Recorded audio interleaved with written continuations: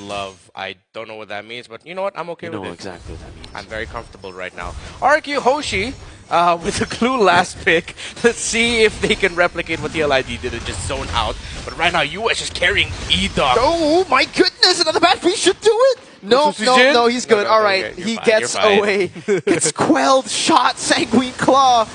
And also on top of that, a horse walks up to him. So many things thrown at you with there. Good thing he was able to get away. But yeah, one of the things you really feel as a high loss when you're up against a Juicing in the mid lane, you are just constantly gonna get lifted up, slammed down over and over again. But then it's gonna be up to your mid laner to help you out. To Purify is again on the side of RRQ HOSHI, so that's not going to be a straightforward approach for Renegade to get a pick off. If ever, I would like to see Renegade actually try to commit those kicks onto Sutsujin when he can, at least to force out the dagger out. Now up top, Toy versus Domenkai. Toy has been great actually in the laning phase. We've seen him against Erlan, against Domenkai early on the Granger, winning out the matchup too. Now let's see on the Harith against the carry. Sutsujin able to get level 4. Also, the Crab, decides to give it over to Dyron to get level 4. Edward and Yue straight into the mid lane to get level 4. And straight they go towards the Turtle. Yeah, a little bit more competitive now, Aurora, for this first one. E-Dog showing up, but RRQ HOSHI, let's see if they can steal.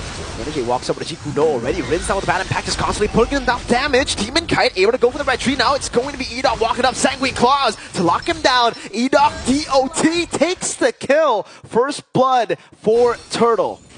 Now RRQ HOSHI, let's see if they can get away with this without giving any more kills. Dyron in a dire situation. Time pass through that Sanguine Claw from Rins. And just like that, Dyron gets out, goes back in, mounts Renegade, brings him back with the slam, pass. 2 for 1. Only a Turtle, another Sanguine Claws. Rins is stacking up. Bat impact over to Edward. Now E-Dog running away, getting into the turn range. Edward mounted. 2 splits in the team fight. Oh, this glue again. Oh, once I saw that glue, I started to get worried for Aurora. But Rins has also been one of the biggest problems for Aurora when it comes to trading around the river. He is just free to Sanguine Claws, and finally Renegade gets a kick on him, but he gets away. Yo, he's doing a lot of damage already. Rins, he got so many stacks. Yeah. He was getting all of the hits on his skill shots. And this is going to be a problem. Getting hella stacks. And after all of that action, I think he was just constantly in the second or third activation of the bat impact. No wonder it would hurt every time it would hit. Now, Aurora needs to slow things down because they just had a rough reality check that trading against RRQ HOSHI is not going to be so straightforward with the glue and the high loss around. And the Sicilian. Oh, stun again. Renegade quelled. Renegade flickers out. Glorious pathway from E-Dog this time. And it's the Crimson Beacon from Yue to just get Renegade some space to escape. Good chains there by Demon Kite to actually immobilize Sutsujin and E-Dog. They could have continued marching forward, trying to get kills, but it was stopped by the jungler of Aurora. Again, the more I try to think about the possibilities here, it just looks like it's going to be the glue and the high loss buying so much time for the Sicilian to be untouchable. E-Dog lifted up. Chains put down by Demon Kite. Turtle started. Will be reset again. Both teams hovering for control. Okay. No one's giving a clear angle right now. Someone needs to clear that mid lane minion wave, but no one wants to. They're just focusing on the Turtle.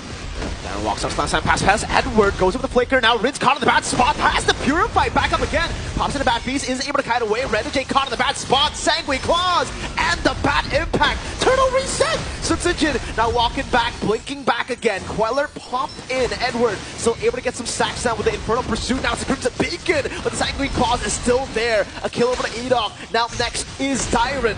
Split, getting him out. Bouncing down to Edward. Rin's not hitting the bad impact, but still it's a kill to RRQ.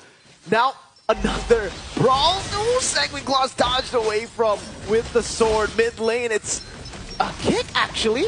Over towards Toy, he's still all good. Yue gets covered to slam. Rins is there. Slam, pass. Sanguine Sanguine Claws! Rinse gets another on the Sicilian in the early game. The Sicilian and Glue working together. Aurora does not have a lot of breathing room in fights. They're fighting into things that are crowd controlling them and bursting them down, and Renergy might be up next. It looks like he can't get away, but he does. But that's just more pressure from RRQ HOSHI. That's why leading up to that turtle, I said someone needs to clear that mid lane minion wave. No one wanted to, and it ended up, after that long sequence, imagine, Aurora potentially could have had minions marching into that mid tower and damage onto that mid tower. Except what happened was no one cleared it. It was Toy who actually cleared the middle minion wave. He got the push. Renji with a kick. It's another fight. Okay, it's Tyrant caught in the midst of it all. Demonkite still able to shred him down. Toy escaping from his Divine Force. Now it's E-Dog isolated, all alone, taken down. And for RRQ, they're like, all right, two frontliners will get the mid turret, will shove in bot, and Rins will just continue to stack. So now Aurora will have to sacrifice some macro to win some micro wins, get it from the skirmishes. See if they can balance out the macro just a little bit, because Aurora continue to rotate together as 5. They can just continue to send Sutsujin or maybe even Toy in the opposite lane to continue pushing and applying pressure in the map. Looking at the items, only just a Feather of Heaven for Demon Kite's Julian. Already a War Axe and a Hunter Strike for the Suyo. And no big damage items yet for either of the mages. Well, you do have the glowing wand there, and plus a good amount of mana on the Sicilian and stack, so he's solved. And just the elegant gem, right? Mana. Yeah. Toy up top, tier 2 for free. Doming. Dude, oh my damage. Rins is the one actually going in. What? Flicker forward, Doming Kite! Taken down, soloed by Rins. He tried to risk it. He thought he'd just have the damage or maybe whatever sense of regen he could have to take down or trade against the Sicilian. But the Bat's Feast was just too much. The constant damage coming out, even though he was close range, the Bat's Feast hurt, and it was healing up Rins. Now it's free. Again, 3 turtles. Or no, that's the 3rd turtle. 2nd turtle for RRQ HOSHI. 2,900. Make it 3,000 gold for RRQ HOSHI. I would love to see the stacks on Rins in the 8th minute of the game here. Seems like he's gotten so much in all these fights, constantly getting 3-man Sanguine Claws, 3-man Bat Impacts.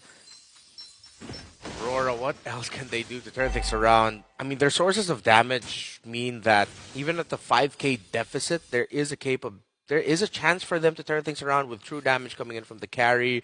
The burst from the Julian will always hurt. That damage. And of course, Edward can continue. Renergy with a kick! Oh no, but it's only on the Tyrant! Goes and stops that pass, blinding them in the back! Into the stun, Sutsujin! Finding 3. Now, again, it's UN locking Tyrant up. Now it's Ida walking forward. Sanguine Claw's not connecting. Rin still going for the Bat Impact, though. Doesn't find its mark. But RRQ, they just out-sustained the damage and came in very late with Rins. Now it's just poke after poke from Rins. Bro, Tyrant's just been a straight-up menace against Aurora. Wow. That single glue pick, how it's meshing so well with the Sicilian.